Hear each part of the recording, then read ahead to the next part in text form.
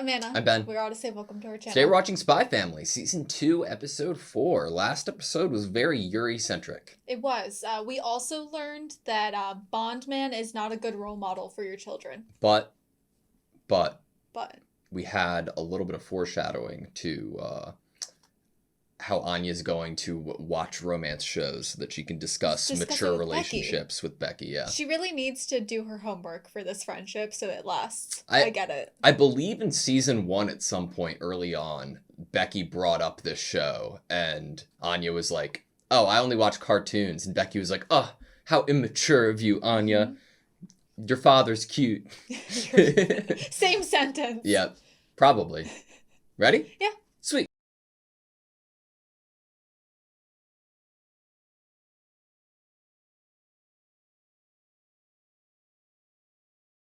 Okay, that was Spy Family, Season 2, Episode 4. I love Frankie episodes.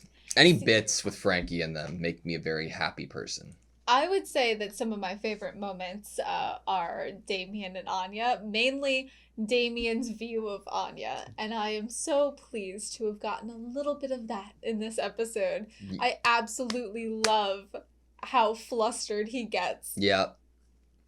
I have a least favorite moment in the episode. Oh, what was that? I get so irritated and mad, and not actually, but because they're flaunting it in my face whenever they leave, like, it's not even a breadcrumb. It's like a grain of sand of, like, potential lore in regards to Anya's backstory. And, like, I want it so much. And they're like, huh, she's somewhat proficient with ancient language. She might have grown up with that. That's weird. There's no place that offers up that. I'm like, screw you, Spy Family. And he's literally like, I'm not going to think about it anymore. Yeah. It literally, the fact that, like, she would have gotten an amazing score on that if her spelling was better is so great. And honestly, I'm kind of mad at the grading system there, because I think that she should get at least some half points for getting the correct answer. Yeah. Even if the spelling is wrong. Was it a spelling test?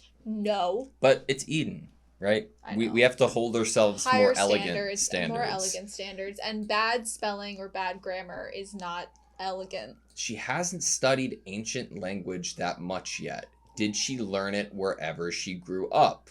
But there aren't really any countries that still use this ancient language. What the fuck? Give me more. Tell me more. Show me more. I need it. What? Okay. No, there's no point in wondering about this anymore. That's like, that's so meta. Like, they know what they're doing by that. It's funnier because we have this character who is a spy, therefore incredibly observant, suspicious, on guard, cautious, wanting to kind of fully understand the details about something. We know that he, like, heavily looked into Yor. Yeah. But he is not suspicious at all of a child, of this child that he just went to an orphanage and found. We don't even have enough to, like, really theorize about it. No. Like, it's like, okay, we know that there were people in a lab. We know of a mom that we don't know anything about other than the emotional reaction to that one guy at Eton College who sucked. Yeah, but we don't have, I don't think, anything in regards to ancient language being brought up in any other moment of the show so far. And then we had this amazing lore drop of, like, playing with Becky, and we're like twins that were separated at birth. No, it's probably not anything. I know it's probably not anything, but I thought that it was awesome that you brought it up, because I had the thought in my head, like, there's no way that there wouldn't be there's like a twin of Anya's, right? No, I'm not even gonna bring that up, because isn't that wild though that they gave us that? And my response to that was this joking, what if this is the lore? Yeah. And then we get the foreign language thing. Yeah. That's actually real in the narrative. Lore? Yeah. Later in the episode. That's pretty impressive. If they wrote it specifically hoping that someone would be a little bit like, Back in Season 1, my only thought about who or where Anya came from was I could come up with was the handler. Yeah. And thinking that was Anya's mom somehow, Mm-hmm. because of her saying like, "Oh, I had a kid before."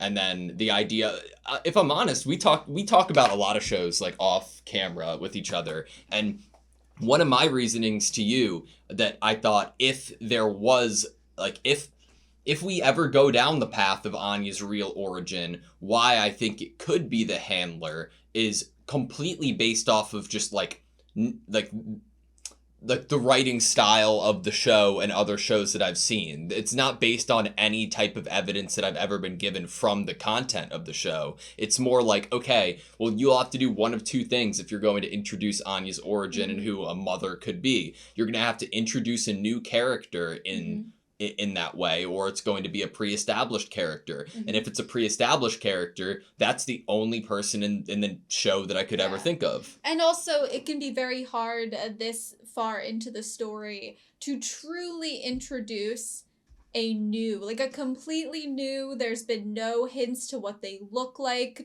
no anything about them.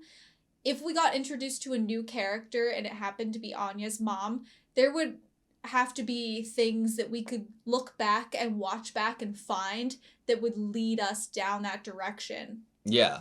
And also, like, okay, if it isn't a character and they go down like a new route, I think that there's a high chance that, okay, Anya's mom is a character that we haven't seen, but there are characters in universe that knew or caused or were part of the experiments on Anya. If that was the case, who would it be? And then when we were talking in the car, like a week or two ago, and I was talking to you about this, I was like, okay, if you're going to, like, in terms of what side would be behind creating Anya, or like trying to create something like Anya and have that ability, and you're testing this on kids, the whole idea of having somebody being able to read minds is much more intelligence gathering than it is being something like an assassin, right? It's much and more if that spy centric. Yeah, and if that's the case, it would be more spy centric, which I would land on the handler. And if the handler was part of or knew of the mission to make Anya, that could add credence to the point of, if the handler recognizes Anya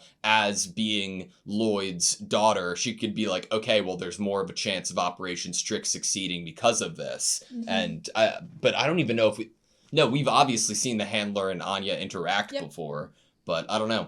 I think that if you were going to, honestly, as a viewer, I think that at the moment in my feelings, I would prefer Anya's past that is told to us to purely just be about how she came to be a mind reader. Yeah. And nothing to do with family ties. I think that original scene that we get is really profound and really great.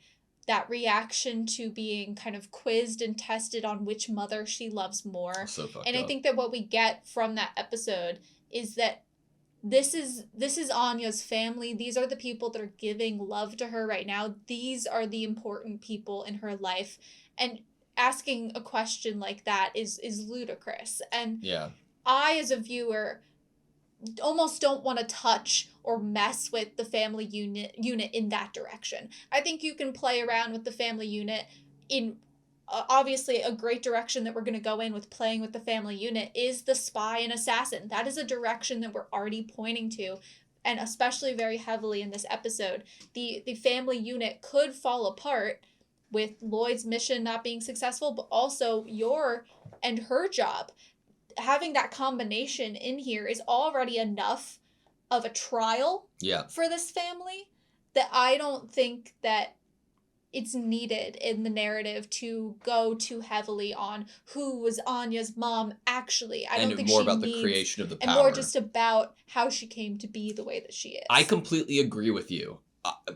But if they did go down that route, I think more than likely it would have to end with either Anya's parents already being deceased or Anya's parents being so or like evil, like evil, in quotes, okay. like that it would be there's no question that like Yor and Lloyd are her parents or should be, right?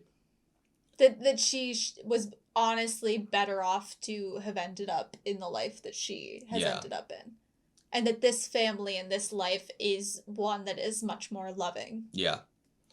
I am excited for next episode. I imagine it's going to be your centric, and I imagine it's going to have to do with garden. I think that that was pretty awesome. These kind of like the structure of this episode, the segue of topic. We get Lloyd almost underestimating these assassins. Yeah. When Frankie's like one of them could take down this many people, there's an underestimating of that. And unfortunately, that would possibly mean that we're getting closer to an inevitable interaction. We also have Yuri from last episode getting closer to an inevitable interaction. Yeah. And we've always talked about how we don't really know what the actual pacing of the story for Spy Family is going to be. Like we've talked about before that we feel like they could honestly go seasons without ever actually getting to any big interaction of Twilight, Thorn Princess, Yuri. Because that's not the nature of the show. That's not what the show really is, you know? And so it's like we have zero expectations of this could literally just be a, yep, this is where Twilight and Thorn Princess and Yuri are currently in their plans. But next episode, we're going to be like, Bond, what's up? Yeah, true.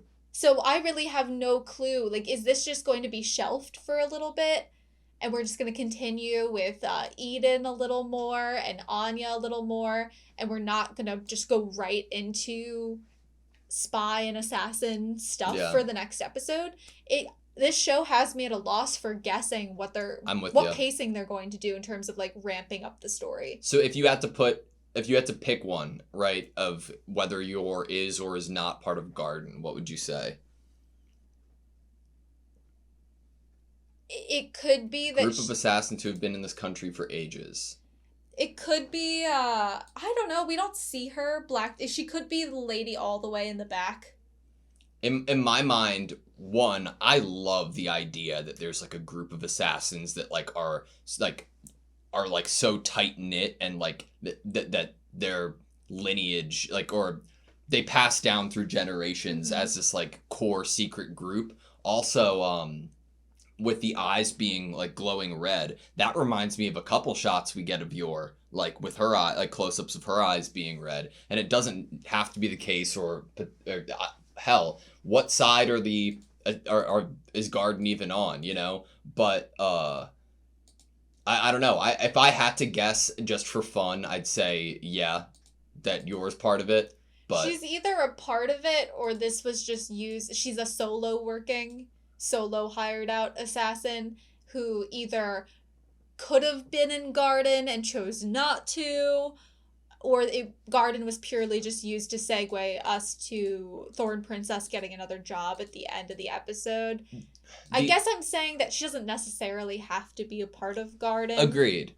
But they eliminate one traitor after another on the shadow government's orders. Like, thinking about where Yor works right now and seeing, like, she works for the government. And one of her employers was the person who was like, you have a phone call from this person and set her up. Your normal client. Yeah, and set her up in this position to talk. It makes me think more shadow government kind of thing. It does.